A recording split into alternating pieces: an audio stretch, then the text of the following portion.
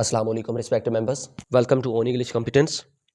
जी तो respected listeners, reflexive pronouns को आज हम देखने जा रहे हैं, जिसमें हम कंपाउंड पर्सनल प्रोनाउंस को देखेंगे कि कंपाउंड पर्सनल प्रोनाउंस क्या होते हैं, कंपाउंड पर्सनल प्रोनाउंस को बनाया कैसे जाता है और रिफ्लेक्सिव प्रोनाउंस क्या होते हैं और कौन कौन से वर्ड्स हैं जिनको हम रिफ्लेक्सिव के तौर पे यूज़ नहीं कर सकते होते, और रिफ्लेक्सिव प्रोनाउंस इम्फेटिक प्रोनाउंस से डिफरेंट कैसे हैं, तो इस डिफरेंस को भी हम देखेंगे। वीडियो काफ़ी इन्फॉर्मेटिव होने वाली है, तो इसको कंप्लीट वॉच कीजिए। कंपाउंड पर्सनल प्रोनाउंस, जब हम सेल्फ या सेल्फ्स को पर्सनल प्रोनाउन के पोजेसिव केस के साथ ऐड कर देते हैं तो कंपाउंड पर्सनल प्रोनाउंस बनते हैं।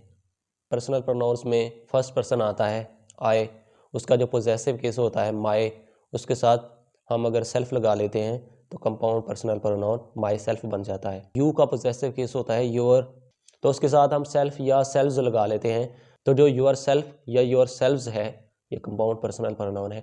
एक्सेप्शंस हैं इसमें, जैसे ही, तो उसका जो पोजेसिव केस होता है वो हिज होता है, तो हम उसके साथ सेल्फ ऐड नहीं करते हैं, बल्कि उसके ऑब्जेक्टिव केस के साथ सेल्फ लगाते हैं, तो हिम सेल्फ जो बनता है वो कंपाउंड पर्सनल प्रोनाउन होता है।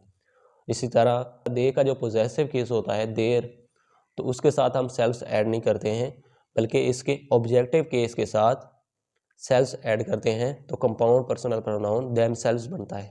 नेक्स्ट, रिफ्लेक्सिव प्रोनाउंस, जब हम कंपाउंड पर्सनल प्रोनाउंस को वर्ब के ऑब्जेक्ट के तौर पे यूज़ करते हैं तो रिफ्लेक्सिव प्रोनाउन उसको कहते हैं। जब हम कंपाउंड पर्सनल प्रोनाउंस को जैसे my self, your self, your self, it self, her self, him self, them self, इस तरह के जो वर्ड्स हैं इनको सेंटेंस के अंदर वर्ब के ऑब्जेक्ट में यूज़ कर रहे होते हैं, तो इनको हम रिफ्लेक्सिव प्रोनाउंस कहते हैं। रिफ्लेक्सिव प्रोनाउन में जो एक्शन जो सब्जेक्ट परफॉर्म कर रहा होता है वो सब्जेक्ट पे ही रिफ्लेक्ट बैक हो रहा होता है, मतलब कि जो एक्शन परफॉर्म करने वाला होता है और जो एक्शन को रिसीव करने वाला होता है वो दोनों एक ही होते हैं, सिर्फ उनका केस वेरी कर रहा होता है। मसलन अगर आय है तो उसका माई सेल्फ बन जाता है, तो उसका बस केस वेरी कर रहा होता है। आय का माई बन गया, उसके साथ हमने सेल्फ ऐड किया तो कंपाउंड पर्सनल प्रोनाउन बन गए और वो वर्ब के ऑब्जेक्ट के तौर पे यूज़ हो रहे होते हैं। अगर हमारा सब्जेक्ट जो है वो नाउन होता है तो उसके अकॉर्डिंग, उसके जेंडर के अकॉर्डिंग, जैसे अली है या असलम है या कोई और मेल जेंडर वाला नाउन है, तो उसके लिए हमने रिफ्लेक्सिव प्रोनाउन के तौर पे हिम सेल्फ यूज़ करना होता है। और अगर कोई प्रोनाउन वगैरह हो तो उसके अकॉर्डिंग जो कोई भी कंपाउंड पर्सनल प्रोनाउन बनेगा वो हम वर्ब के ऑब्जेक्ट के तौर पे लगाएंगे। जैसे ही कट हिम सेल्फ, इस सेंटेंस में हिम सेल्फ ही का कंपाउंड पर्सनल प्रोनाउन है और वर्ब के ऑब्जेक्ट के तौर पे आया है, तो ये रिफ्लेक्सिव प्रोनाउन है। The horse cut it self, इस सेंटेंस में इट सेल्फ रिफ्लेक्सिव प्रोनाउन है। Next, they enjoyed themselves in the party, इस सेंटेंस में इंजॉयड वर्ब है, वर्ब के ऑब्जेक्ट में देमसेल्व्स रिफ्लेक्सिव प्रोनाउन है।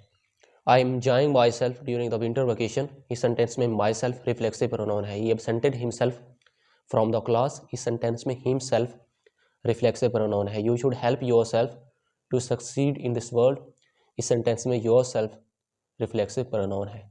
ये ज़रूरी नहीं है कि जो रिफ्लेक्सिव प्रोनाउन है उसने वर्ब के डायरेक्ट ऑब्जेक्ट के तौर पे ही आना होता है, ये वर्ब के इनडायरेक्ट ऑब्जेक्ट के तौर पे भी आ सकता है और ये प्रेपोजिशन के ऑब्जेक्ट के तौर पे भी आ सकता होता है।